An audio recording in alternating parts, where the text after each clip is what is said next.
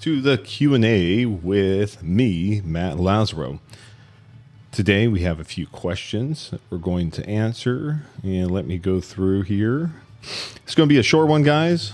Just trying to get this done and out, and then we'll get things rolling, and we have some more podcast episodes coming up with some new interviews of some fun, fascinating people and cool topics, hopefully. All right, now let's get started with the Q&A. Sorry, guys, I should have queued up my actual questions beforehand, but I'm being irresponsible.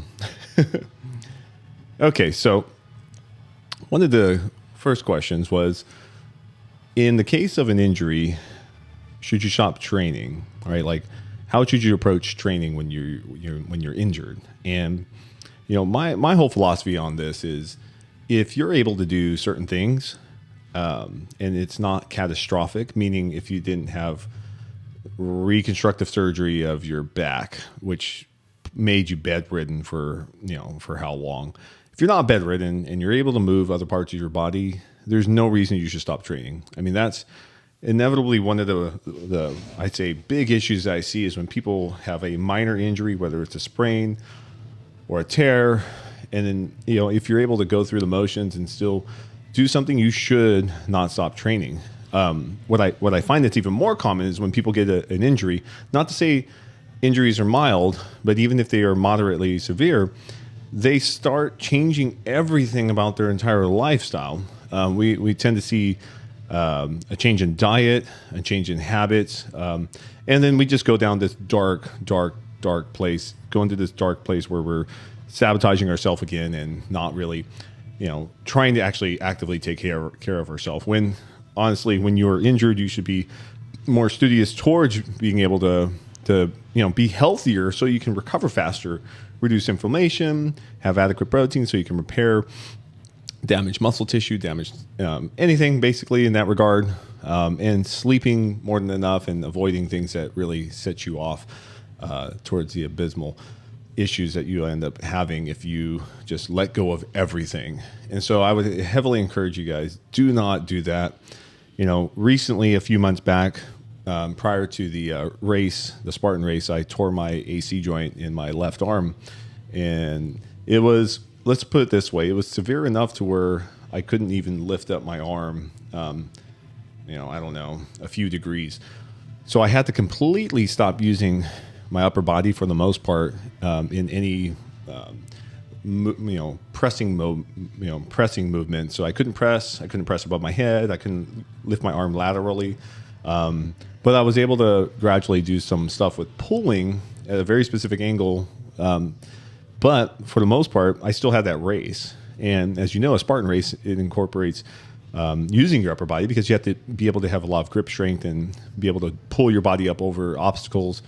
And that, so I wasn't about to just give up and just say, fuck it all. And, just eat myself into abyss and gain tons of weight and feel like more shit. I focused on lower body training, more core training.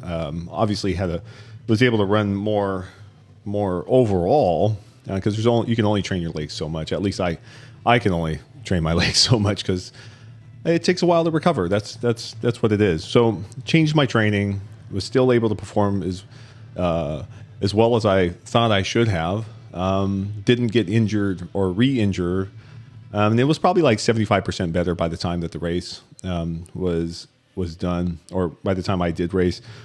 So, long story short, moving forward, it's been a month and a half, and I'm finally, months down the road, able to do some shoulder movements that with little to no pain at all. There's probably some scar tissue and whatnot developed in there, and I just have to be really mindful of that. But it's just been a long road to recovery, and never had to stop, and nor should I have stopped. Otherwise, what are you going to do, right?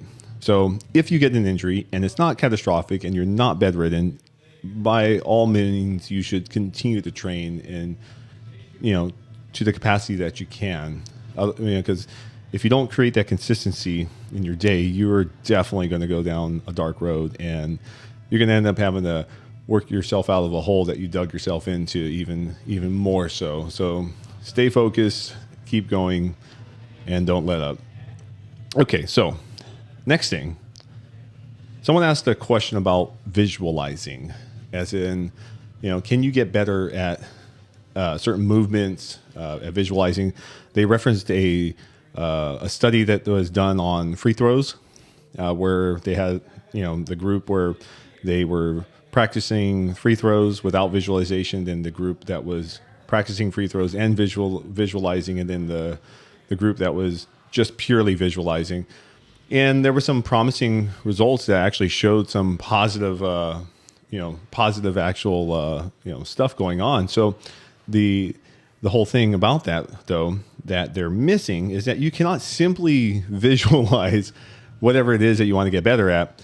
You have to actually already have that skill developed. And that's the caveat right there is if you are purely just trying to visualize something to, in a skill set development, whether you're lifting a certain type of movement, you already have to have those motor patterns already, in your brain and in your nervous system already established. Otherwise, it's not going to work. Honestly, you can't suck at one thing. Like, I don't know, if you can't do a snatch already, and if you keep visualizing it, the likelihood that you're going to get better is not much. But if you're good at it and you visualize it more so, it could help. That's kind of what the majority of the research in visualization is showing. So it depends, guys. So you still have to do skill development. You still have to work on whatever it is that you're doing, whether it's a sport or whether it's actually, a movement in terms of weightlifting or CrossFit or anything like that. So it still has to be there. The work still has to be done, in other words. And then visualizing comes on top of that, basically. So I hope that helps. Hope that makes a lot of sense. Let's see here. How to avoid burnout. Well, the funny thing is, how to avoid burnout it's a funny question to me, because most people are more concerned with their phone's battery dying rather than them actually looking at their own body's battery, right? So you have to become hyper aware of where your internal battery is constantly, especially if you're trying to be a high performer to any degree, whether that's you want to be the best parent you want to be, whether that's being an athlete, whether that's being a businessman, or being all the above. If you are not being mindful to your internal battery, regardless of, that's all references of health, mental health, your physical health, all of these things. If you're not minding them, if you're not being aware of them, you're going to burn out. That's it's just simply mismanagement at the end of the day.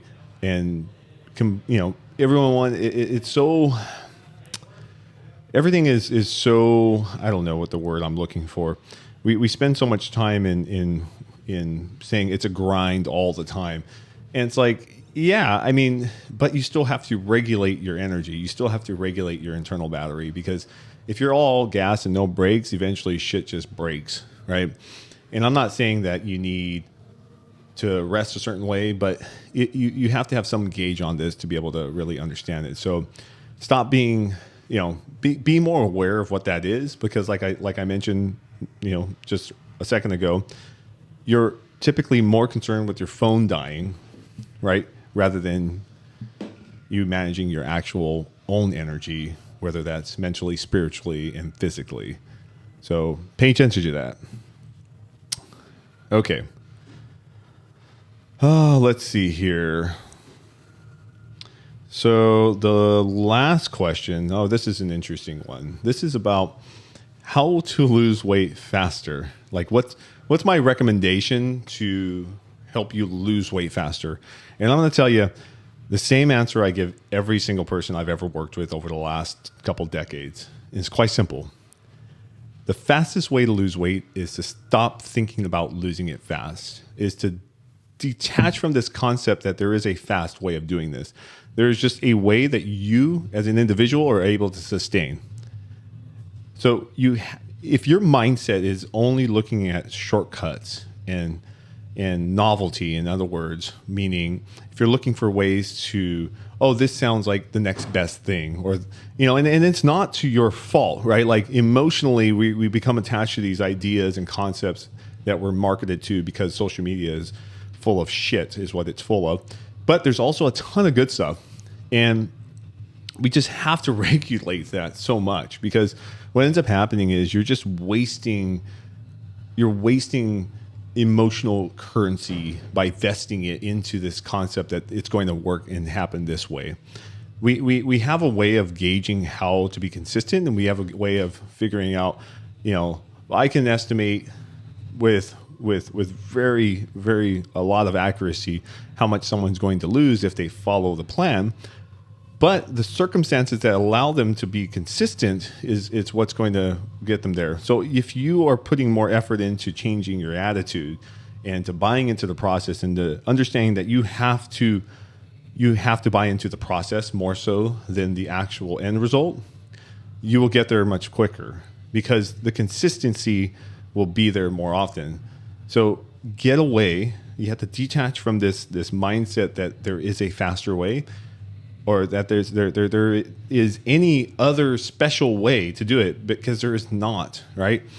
Just even in terms of anything, get rich. It's funny when we look at other things marketed to us, people call bullshit instantly, right? So if you see something that's like, make $10,000 a day in passive income, blah, blah, blah. The vast majority of people see that and their detector goes, that's fucking bullshit, right? But for whatever reason it is, when it's related to our weight or having a six pack or getting jacked and getting strong, our bullshit detector doesn't go off. And you have to remember, if it sounds too good to be true, it's probably because it is true.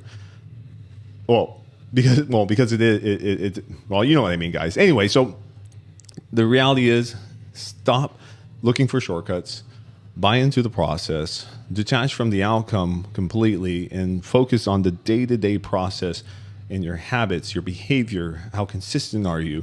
And then that way, if and when things happen, because if you're purely attached to your weight, if your mindset is so focused and your identity is rooted in your weight, you're going to lose every time. Because when you have a bad week, it's not a matter of if, it's a matter of when, you're going to fall apart.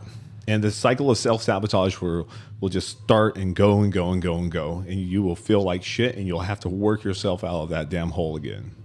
So there are no shortcuts. There is no fast way. There is just a consistent way of rebuilding your habits, your behaviors, your self-awareness, and all of these things. So focus on that, and I guarantee you guys, you'll feel like $1 million eventually. All right. And that is it for today. And like I said, later this week, we're going to do some podcasting. We'll see who's going to come on. Otherwise, thanks for tuning in, and I hope you learned something. If you have some questions, send them in. Follow us on IG at Lazaro Nutrition, or Facebook, same thing. Follow our YouTube or whatever, right? Just follow us to some degree. And if you enjoy this, make sure you come by the shop and support us so we can keep this going. All right. Have a nice day, Doc.